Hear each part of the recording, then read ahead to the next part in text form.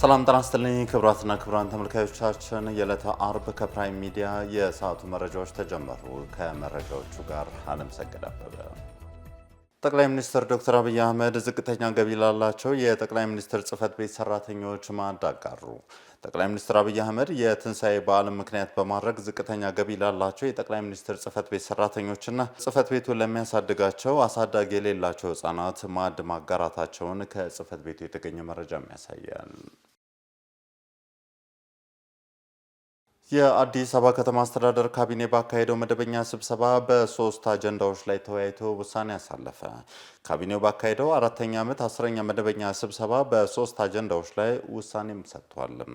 አንደኛ፣ ተቋርጦ የነበረው የመኖሪያ ቤት ህብረት ስራ ማህበራት አገልግሎትን ለማስቀጠል ተጠንቶ የቀረበ የውሳኔ ሀሳብ ላይ የመልካም አስተዳደር ጥያቄ ሊፈታ በሚችል አግባብ የውሳኔ ሀሳብም አሳልፏል። ሁለተኛ፣ የብርሃን አይነ ስውራን የመነንና የገላን ቦርዲንግ ትምህርት ቤቶች ካላቸው ልዩ ስምሪት የጥራት ደረጃና ከሚያንቀሳቅሱት ሀብትና ንብረት አስተዳደር አንጻር ህጋዊ ሰውነት ኖሯቸው አስተዳደሩና ተጠሪነታቸው በቀጥታ ለከተማ ትምህርት ቢሮ እንዲሆን የቀረበውን ደንብ መርምሮ አጽድቋል። በሶስተኛና በመጨረሻም ሀገራዊ ፋይዳ ባላቸው ፕሮጀክቶች የቀረበ የመሬት ማስፋፋያ ጥያቄዎች ላይ ተወያይቶ ተገቢነት ያለው ውሳኔ ማሳለፍ ማረጋገጡን ከከንቲባ ጽህፈት ቤት የተገኘው መረጃ ያሳያል። ጤና ሚኒስትሯ ዶክተር መቅደስ ዳባ ከጤና ሙያ ማህበራት ተወካዮች ጋር በጤናው ዘርፍ ባሉ ሁኔታዎች ላይ መምከራቸው ተሰማ። ጤና ሚኒስትሯ ዶክተር መቅደስ ዳባ ከጤና ሙያ ማህበራት ተወካዮች ጋር በጤናው ዘርፍ ባሉ ሁኔታዎች በተሰሩ ስራዎችና እየተተገበሩ ባሉ እቅዶች ዙሪያ በመምከር ለወደፊት የትኩረት አቅጣጫዎችን አስቀምጠዋል። በውይይታቸውም የማህበሩ ተወካዮች እንደገለጹት የጤና አገልግሎት አስተዳደርና ቁጥጥር አዋጅ ላይ ከመነሻ ዝግጅት ጀምሮ እየተሳተፍንበት መተናል። በርካታ የአሰራር ችግሮችና ጥያቄዎችን እንዲመለስም ይታመናል ያሉት የማህበራቱ ተወካዮች አዋጁም አስፈላጊው ደንብና መመሪያ በፍጥነት ወጥቶለት ተግባራዊ ሊደረግ እንደሚገባ አክለውም ገልጸዋል።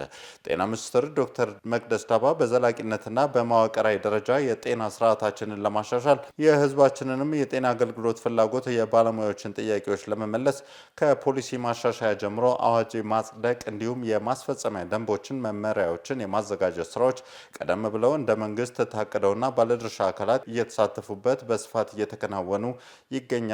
ይህም ቀጣይነት ያለውና ተከታታይ ስራ ያስፈልጋል ስለማለታቸው ከጤና ሚኒስቴር የተገኘው መረጃ ያሳያል።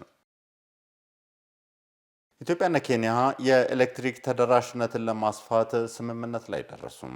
የኢትዮጵያ ኤሌክትሪክ አገልግሎት ዋና ስራ አስፈጻሚ ኢንጂነር ጌቱ ገረመው ከፓወር ኬንያ በትብብር ለመስራት የሚያስችል ውይይትም አካሂደዋል። በውይይታቸውም የታሪፍ ድርድር ፍትሐዊና ቀጣይነት ያለው ድንበር ተሻጋሪ የኤሌክትሪክ ኃይል ንግድ እንዲኖር ለማስቻል መስማማታቸውም ተገልጿል። በተጨማሪም በኢትዮጵያና ኬንያ የድንበር ከተሞች የኤሌክትሪክ ተደራሽነትን ለማስፋት በሚደረጉ ጥረቶች ዙሪያ ሰፊ ውይይት በማድረግ በጋራ ለመስራት መስማማታቸውን ከአገልግሎት መስሪያ ቤቱ የተገኘው መረጃ ያሳያል። ክቡራትና ክቡራን ተመልካቾች ከፕራይም ሚዲያ የሰዓቱ መረጃዎች እንደቀጠሉ ነው። አሁን ደግሞ ወደ ዓለም አቀፍ ጉዳዮች እናልፋለን። ሐማስ እስራኤል ያቀረበችውን የተኩስ አቁም ስምምነት በይፋ ውድቅ ማድረጉ ተሰማ። ሐማስ ጦርነቱ እንዲያበቃና ፍልስጤማውያን እስረኞች እንዲፈቱ በምላሹ የተቀሩት እስራኤላውያን ታጋቾችን ለመልቀቅ ለመደራደር ዝግጁ ነኝም ብሏል። የሐማስ ዋነኛ ተደራዳሪ ካሊል አልሃያ በቪዲዮ በሰጡት መግለጫ የኔታንያሁን ወይንም የእስራኤሉን ጠቅላይ ሚኒስትር የፖለቲካ አጀንዳ የሚያገለግል ከፊል ስምምነቶችን አንቀበልም ብሏል። 59 እስራኤላውያን ታጋቾች አሁንም በሐማስ ቁጥጥር ስር እንደሚገኙ የሚገለጽ ሲሆን ከነዚህ መካከል 24ቱ በህይወት እንዳሉም ይታመናል። እስራኤል በቅርቡ ያቀረበችው የተኩስ አቁም ስምምነት 10 ታጋቾችን ለማስለቀቅ ለ45 ቀናት የሚቆይ የተኩስ አቁም ማድረግን ያካተተም ነበር። የእስራኤል የገንዘብ ሚኒስትር ቤዛሌል ስሞትሪች በሐማስ ላይ የገሃነም በሮች የሚከፈቱበት ጊዜ አሁን ነው ሲሉ መናገራቸውን የዘገበው ቢቢሲ ነው። የአሜሪካው ፕሬዝዳንት ዶናልድ ትራምፕ በጀመሩት አዲስ አካሄድ ዓለም አቀፍ የኢኮኖሚ ድቀት አይኖርም ሲል የዓለም አቀፉ የገንዘብ ተቋም አስታወቀ።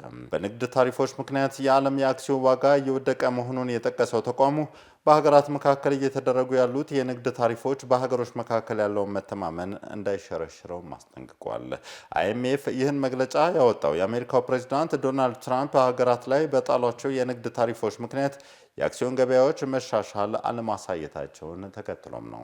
የትራምፕን እርምጃ ተከትሎ የወደቀው ዓለም አቀፍ የአክሲዮን ገበያ መሻሻል አለማሳየቱና አንዳንድ ሀገራት የአጸፋ እርምጃ ለመውሰድ መገደዳቸው ዓለም አቀፍ የኢኮኖሚ ውድቀትን ሊያስከትል ይችላል የሚሉ ትንበያዎች በዝተዋል ሲል የዘገበው ደግሞ ሮይተርስ ነው።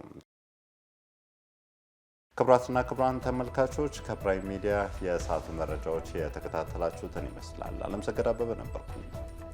አመሰግናለሁ።